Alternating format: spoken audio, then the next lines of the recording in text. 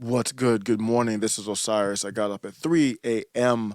You know what I'm doing? I'm going to sleep earlier and then getting up earlier. So I have a little bit more energy. I know it doesn't sound like it, but it is better than when I stayed up late to record stuff. So appreciate you for stopping by. This one is going to be it's weird because it's a dark topic, but there is a war going on, and I don't know why. In a weird way, this Chris Hedges speech.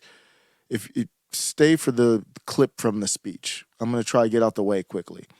I don't know why it's about a dark topic. I don't know why it made me feel better actually to hear him talk in such a visceral, authentic way about the dirty, evil subject of war.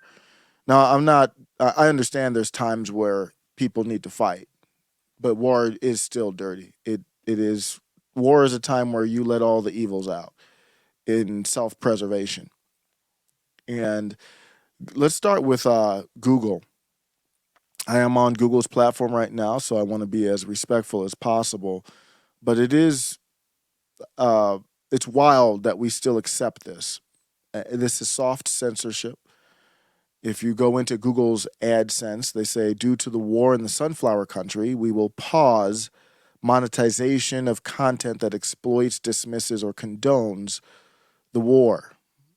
And that's, of course, incorrect because all major media outlets can condone or they can do whatever they want to do for it. And as long as you're on the right side, you can do whatever you want to do with it. And who are they really siding with when they say that? They're siding with weasels like Lindsey Graham. In 2017, Lindsey Graham talked about the conflict in the sunflower country.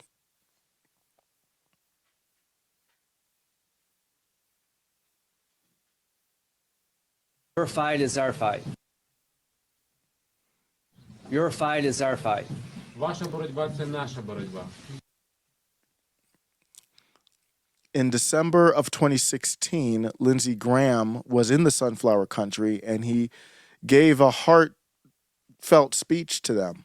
The heartfelt speech was about war. Your fight is our fight. Ваша боротьба – це наша боротьба. 2017 will be the year of offense. Рік 2016 рік буде ріком нападу. All of us will go back to Washington and we will push the case against Russia. Ми всі повернемося до Вашингтону і ми будемо відстоювати санкції проти Росії. Enough of a Russian aggression. Досить вже російської агресії. It is time for them to pay a heavier price. Час вже щоб вони заплатили важчу ціну. I believe you will win. I am convinced you will win, and we will do everything we can to provide you with what you need to win. Я вірю в те, що ви виграєте, переможете. Я переконаний в тому, що ви переможете, і ми вам допоможемо всіма можливими засобами. Це те ж саме гільзи з ворожих БМП, які розмальовані художництвом радянського. З Новим роком, дорогі мої!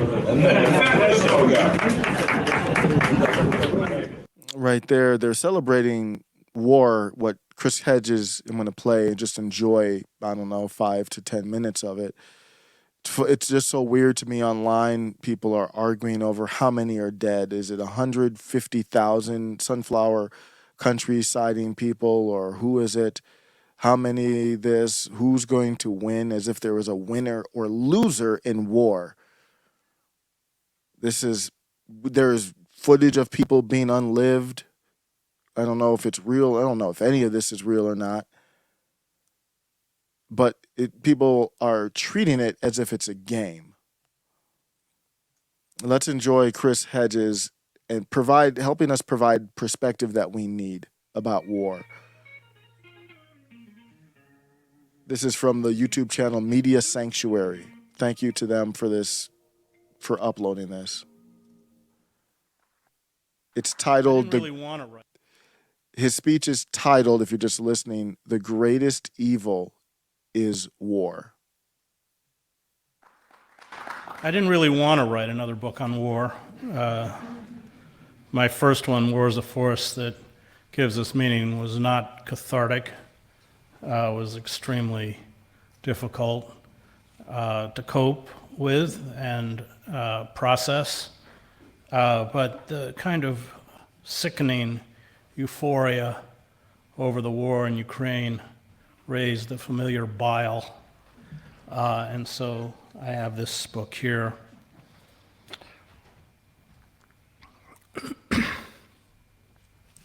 Preemptive war, whether in Iraq or Ukraine, is a war crime. It does not matter if the war is launched on the basis of lies and fabrications, as was the case in Iraq, or because of the breaking of a series of agreements with Russia, including the promise by Washington not to extend NATO beyond the borders of a unified Germany, not to deploy thousands of NATO troops in Eastern Europe, not to meddle in the internal affairs of nations on Russia's border, and the refusal to implement the Minsk II peace agreement. This provocation, which includes establishing a NATO missile base 100 miles from Russia's border, was foolish and highly irresponsible. It never made geopolitical sense. The invasion of Ukraine would, I expect, never have happened if these promises had been kept. Russia has every right to feel threatened, betrayed, and angry. But to understand is not to condone. The invasion of Ukraine under post-Nuremberg laws is a criminal war of aggression. I know the instrument of war. War is not politics by other means. It is demonic. I spent 2 decades as a war correspondent in Central America, the Middle East, Africa, and the Balkans, where I covered the wars in Bosnia and Kosovo.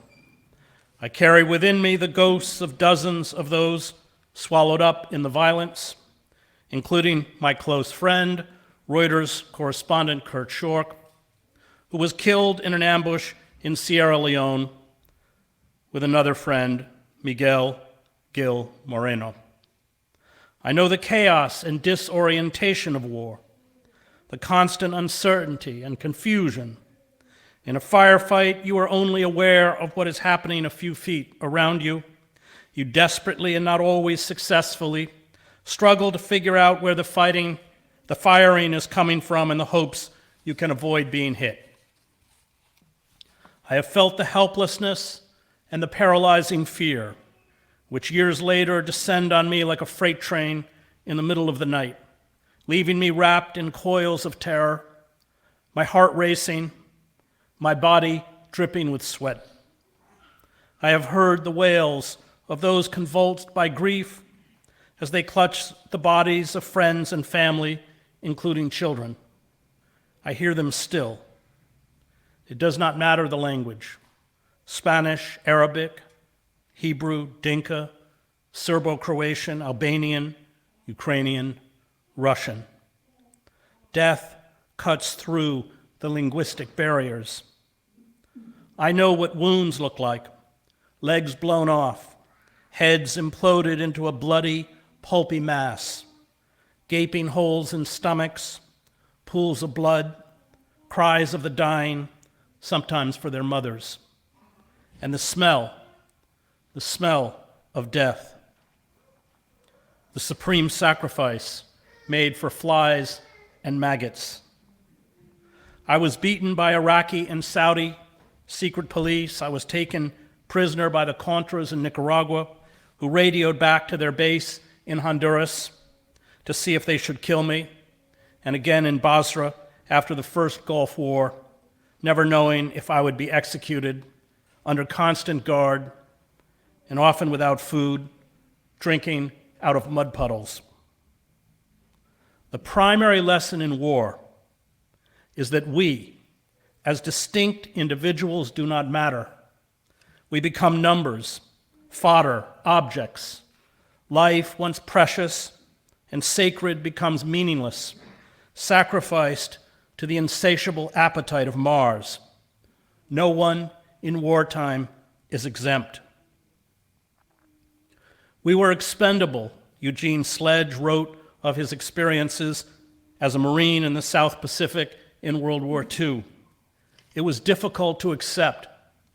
We come from a nation and a culture that values life and the individual. To find oneself in a situation where your life seems of little value is the ultimate in loneliness. It is a humbling experience. The landscape of war is hallucinogenic. It defies comprehension. You have no concept of time in a firefight, a few minutes, a few hours. War in an instant obliterates homes and communities, all that was once familiar, and leaves behind smoldering ruins and a trauma that you carry for the rest of your life. You cannot comprehend what you see. I have tasted enough of war, enough of my own fear. My body turned to jelly to know that war is always evil, the purest expression of death, dressed up in patriotic cant about liberty and democracy, and sold to the naive as a ticket to glory, honor, and courage. I'll stop there and I'll put a link. I think you might want to continue and hear the rest of that. Wow, was that good? My end is, of course, there could be a time where you need to put all of that, what he's talking about, on the line. Very rare moments in history, though, and this is not one of them. You gotta make sure you understand what the cause is. That's just my opinion. Anybody can have their own opinion. If you are a member of the Sunflower Country and if you've lost a loved one or you risked your life, then it's up to you to decide if that was worth it or not. But keep me the hell up out of there. Keep me out of it.